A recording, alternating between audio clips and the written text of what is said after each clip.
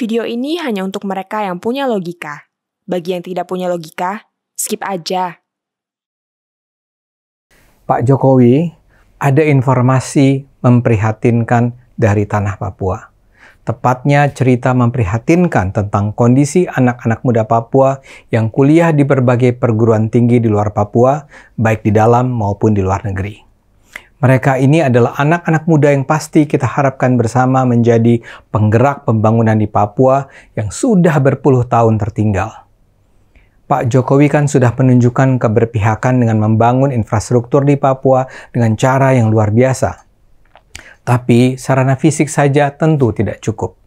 Papua butuh sumber daya manusia yang pintar, yang kreatif, bersedia bekerja keras, dan menguasai pengetahuan dan teknologi. Motor pembangunan itu seharusnya tidak didatangkan dari luar. Mereka harus datang dari tanah Papua sendiri. Dan untuk itu perlu ada pemerataan pendidikan berkualitas di semua tingkat. Pemerintah sudah mengucurkan dana begitu besar bagi pendidikan di sana, termasuk dalam hal pendidikan tinggi. Untuk menjadi agen-agen perubahan, banyak anak muda Papua yang disekolahkan di lembaga-lembaga pendidikan tinggi di luar Papua. Sebagian di kota-kota besar di Indonesia, sebagian di negara-negara maju seperti Singapura, Australia, Selandia Baru, Amerika Serikat, Kanada, Jepang, dan beberapa negara lainnya. Tapi kini nasib anak-anak muda itu terancam. Dan ini terkait dengan kebutuhan mendasar mereka, dana. Beasiswa yang seharusnya dibayar pemerintah Provinsi Papua macet. Ini mencakup uang kuliah per semester, biaya hidup, uang buku, uang saku, dan sejumlah kebutuhan lain. Anak-anak muda Papua ini sekarang terkatung-katung nasibnya. Sebagian sudah memutuskan untuk pulang saja karena ketidakjelasan nasib. Di antara yang masih bertahan, mereka harus kerja keras untuk bertahan hidup. Sebagian dari mereka tidak punya tempat tinggal sehingga harus menumpang. Uang kiriman orang tua tidak dapat mengcover kebutuhan mereka. Di beberapa negara memang ada bantuan dari komunitas Indonesia dan komunitas gereja seperti di Singapura. Tapi tidak jelas sampai kapan mereka bisa bertahan. Semangat belajar mereka hancur. Kalau perguruan tinggi mereka mau maklum, mereka masih diberi kesempatan untuk kuliah. Mereka masih diizinkan menunggak SPP dengan harapan itu tertutupi di belakang hari. Tapi kalaupun itu terjadi, pada titik tertentu itu tidak akan dibiarkan terus berlangsung. Pada akhirnya biaya kuliah harus dibayar. Bagaimana mungkin mereka bisa kuliah dengan baik? Saat ini ada 3.170 anak muda Papua yang kuliah di luar daerah mereka. 400 diantaranya di luar negeri. Dan saat ini mereka semua terancam. Persoalan dimulai setelah dikeluarkannya perubahan Undang-Undang Otonomi Khusus yang diikuti sejumlah PP tahun 2021. Akibat pemberlakuan aturan itu, ada perubahan serius terhadap program prioritas pemerintah dalam sektor pendidikan. Dana otsus dalam bidang pendidikan yang semula dikelola pemerintah Provinsi Papua dialihkan ke pemerintah kabupaten dan kota di Papua.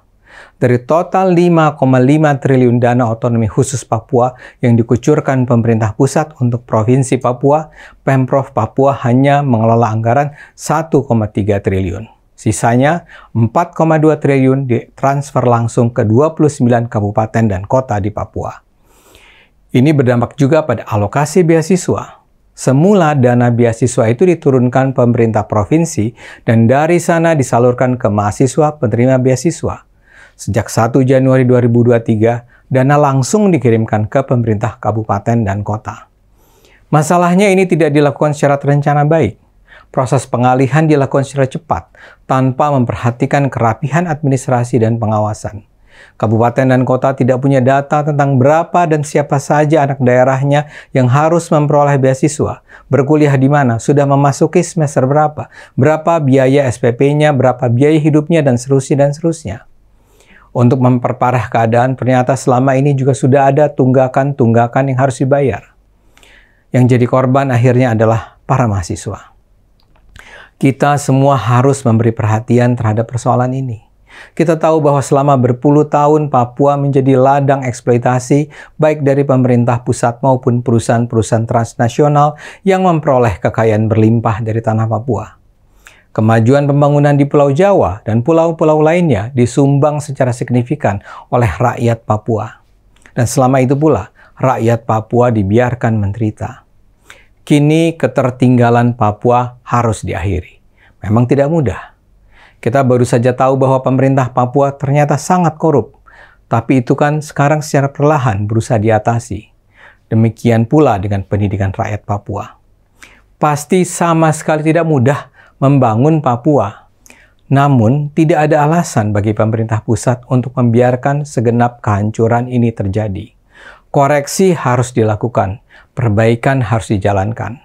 Soal penderitaan para mahasiswa Papua ini bukan sesuatu yang terlalu sulit dilakukan. Yang dibutuhkan adalah political will. Pemerintah pusat harus turun tangan.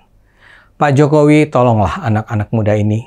Saya tahu seharusnya bukan Bapak lagi yang harus mengurusi ini. Tapi saya percaya kalau Bapak memberikan komando, persoalan ini akan bisa segera diatasi. Bagi adik-adik di Papua, semangat ya. Dengan kerja keras kita semua, Papua akan menjadi daerah yang makmur dan sejahtera. Ayo gunakan akal sehat. Karena hanya dengan akal sehat, negara ini akan selamat.